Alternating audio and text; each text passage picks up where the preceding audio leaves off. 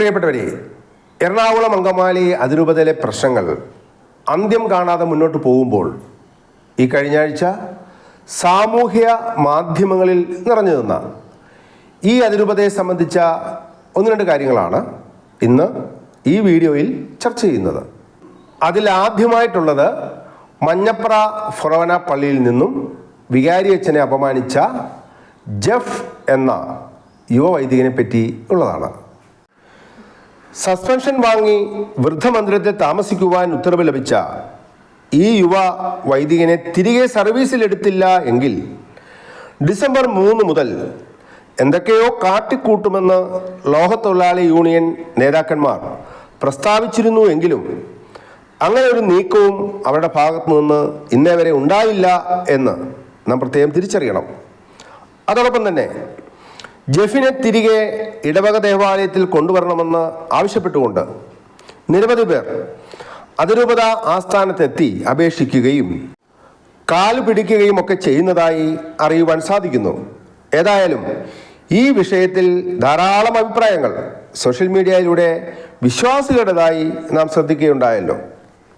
അങ്ങനെ വന്ന ഒരു ശബ്ദ സന്ദേശം നമുക്കൊന്ന് ശ്രമിക്കാം. മഞ്ഞപ്ര ഫൊറോനയിൽപ്പെട്ട ഒരാളാണ്.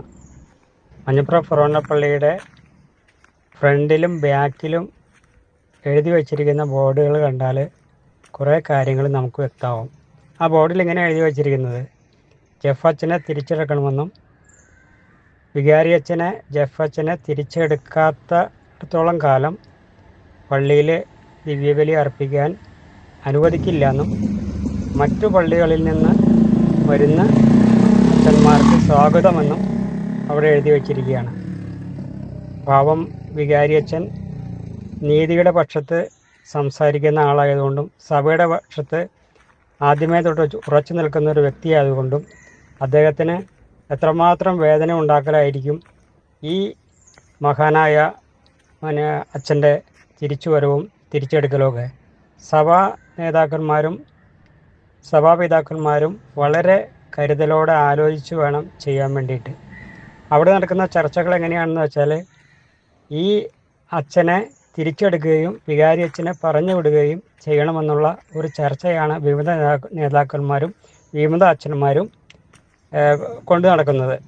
ഈ ആശയം നടപ്പിൽ വരികയാണെങ്കിൽ അത് തന്നെ സംഭവിക്കും. ഇവരുടെയൊക്കെ ലക്ഷ്യം വികാരി അച്ഛനെ അവിടെ നിന്ന് വിടുക എന്നുള്ളതാണ്. സഭ അതിന് കൂട്ടുനിന്നാൽ ഈ വിശ്വാസികൾക്ക് സഭയോടുള്ള വിശ്വാസവും ഒക്കെ നഷ്ടപ്പെട്ട് ഇനിയിപ്പോൾ വിമതർ മാത്രമേ ശരണമുള്ളൂ എന്നുള്ള ഗതിയിലേക്ക് വരും. അതുകൊണ്ട് ദയവ് ചെയ്ത് ഈ ജെഫ് എന്ന് പറഞ്ഞ ആ വിഷവിത്തിനെ ഇപ്പോൾ നമുക്ക് സഭയിൽ നിന്ന് ഏകദേശം പുറത്തായ മട്ടിൽ നിൽക്കുകയാണ്. ഇനി തിരിച്ചെടുത്ത് സഭ കൂടുതൽ വിഷലിപ്തമാക്കരുത് എന്ന് ഞാൻ വിനീതമായി അഭ്യർത്ഥിക്കുകയാണ്. ജെഫിനെ പോലെയുള്ള യുവ വൈദികർ എന്താണ് വിശുദ്ധ കുർബാനയെപ്പറ്റി മനസ്സിലാക്കിയിരിക്കുന്നത് എന്നും പൗരോഹിത്യം എന്ന ശുശ്രൂഷ അവരെ സംബന്ധിച്ച് അവർ എന്താണ് മനസ്സിലാക്കിയിരിക്കുന്നത് എന്നുമുള്ള ചോദ്യങ്ങൾ വിശ്വാസികൾ ഉറക്കെ ചിന്തിക്കുന്നതിൻ്റെ ലക്ഷണങ്ങളാണ് ഈ ശബ്ദ സന്ദേശങ്ങൾ. മറ്റൊരു വിശ്വാസി അദ്ദേഹത്തിൻ്റെ ഭവനം ആശീർവദിക്കുന്നതിനായി ജെഫിനെ വിളിച്ചപ്പോൾ ഉണ്ടായ അനുഭവം ഇവിടെ പങ്കുവയ്ക്കുന്നുണ്ട്. അച്ഛാ, ഈ ജെഫ് അച്ഛൻ ഒരു കാരണവശാലും അങ്ങനെ മാപ്പപേക്ഷ കൊടുത്ത് മാപ്പ് പറഞ്ഞ് തിരിച്ചു കയറുന്നു എന്ന് പറയുന്നത് ഒരുതരം പ്രകടനമാണ്. അത് വെറും ഫേക്കാണ്, കള്ളമാണ്. കാരണം ആ മനുഷ്യന് ഒരിക്കലും സാധിക്കാത്തൊരു കാര്യമാണ്. അദ്ദേഹത്തിന് നന്നായിട്ട് അറിയാവുന്ന ആളായതുകൊണ്ട് പറയാണ്. ഞങ്ങളുടെ ഇടവയിൽ 1 വർഷം ഇരുന്നെങ്കിൽ പോലും ഒന്ന് എൻ്റെ വീട് വെഞ്ചരിക്കാൻ വന്നൊരു കഥ ഞാൻ ഓർക്കാണ്. എന്താ പേരെന്ന് പോലും ആ വീട്ടിലെ ആളുകളോട് ചോദിച്ചില്ല എന്നുള്ളതാണ്. പേരെന്താന്ന് പോലും ചോദിക്കാതെ വന്ന് ഓടി വന്നു, പ്രാർത്ഥനാമുറിയുടെ ഫ്രണ്ടിൽ വന്നു, ഊറാലിട്ടു, എന്തൊക്കെയോ പറഞ്ഞു, ഇറങ്ങിപ്പോയി.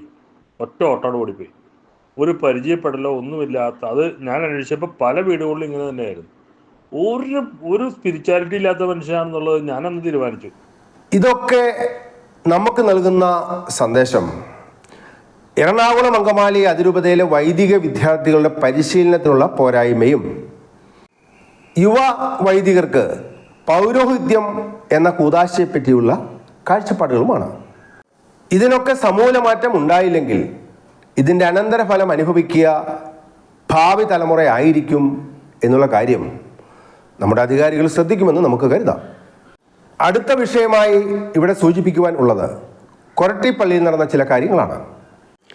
ഇല്ലാത്ത തെങ്ങുകൾക്ക് വളമിടുന്നതിലേക്ക് ലക്ഷക്കണക്കിന് രൂപയുടെ വളം വാങ്ങിയതായി രേഖകൾ ചമച്ച് ദേവാലയത്തിൻ്റെ പേരിൽ വ്യാജരേഖകൾ ചമച്ച് നഷ്ടം വരുത്തിയ മുൻ ഇടവക വികാരിക്ക് എതിരെ പോലീസ് FIR രജിസ്റ്റർ ചെയ്ത് കേസന്വേഷണം ആരംഭിച്ചത് വാർത്തയായിരുന്നല്ലോ.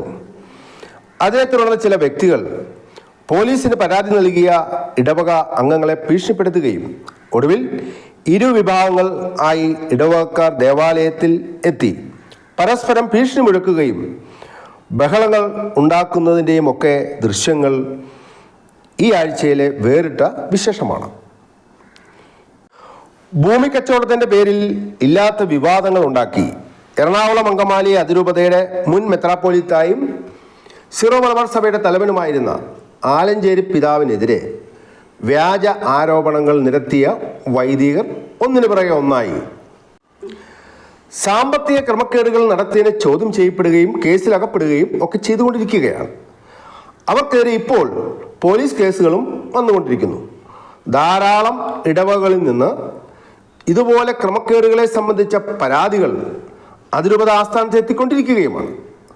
അത് സ്വാഭാവിക നീതിയുടെ ഒരു പ്രതിഫലനമായി മാത്രമേ നമുക്ക് കാണേണ്ടതുള്ളൂ. നിരപരാധിയായ നീതിമാനെ ഇല്ലാത്ത കാര്യങ്ങൾ പറഞ്ഞ് ആരോപണം ഉന്നയിച്ച് സമൂഹത്തിൽ അപമാനിച്ചവർക്ക് കാലം കൊടുക്കുന്ന കാവ്യനീതി.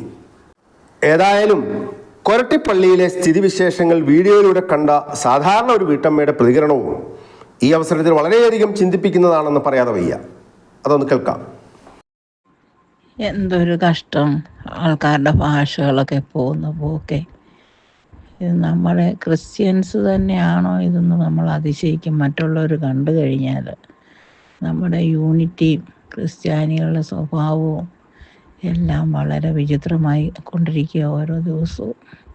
ഇതെവിടെ ചെന്ന് അവസാനിക്കും? ഈ രണ്ട് വിശേഷങ്ങൾക്കൊപ്പം എറണാകുളം അങ്കമാലി അതിരൂപതയിലെ വിമത വൈദികരും അവരുടെ ശിൽബന്ധികളും കൂടി ആഘോഷിച്ച മറ്റൊരു വിഷയം അടുത്ത ലക്കത്തിൽ നമുക്ക് ചർച്ച ചെയ്യാം.